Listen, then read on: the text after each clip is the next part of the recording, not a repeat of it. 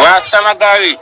salaamaaleykum salaam sama gars yi vidéo bi nag du yàgg quoi c'est juste dama ñëw si soi-disant audio fuité bi ñu wax ne Cheikh Bara moo ko wax man nag Mbaye Mandaw dama leen wan nan la ñoo monté ab audio ba xam ne pour dugal nit surtout nag ala rawati ba tasee nit kaa xamante ne waxam ndax dal comme Cheikh Bara vidéo bi ñëwee na seetaan nii seetaan leen ko bu mu jeex man ma modifié audio bi sosol si Ousmane Sonko ma tegaat ka ngeen déglu ngeen xool utilisé acca su ma ne woon Ousmane Sonko ab politicien la boo xam ne politiciens yi kat ñoo ko defar ba mu jekk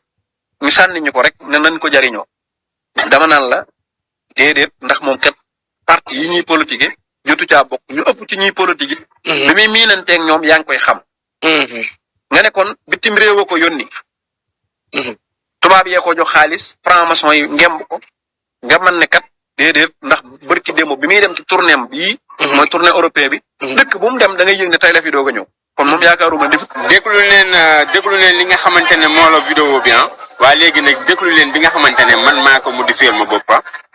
sosol Cheikh Bara wax maanaam wax loola Cheikh Bara waxul ba pare sosol Ousmane Sonko. Ousmane Sonko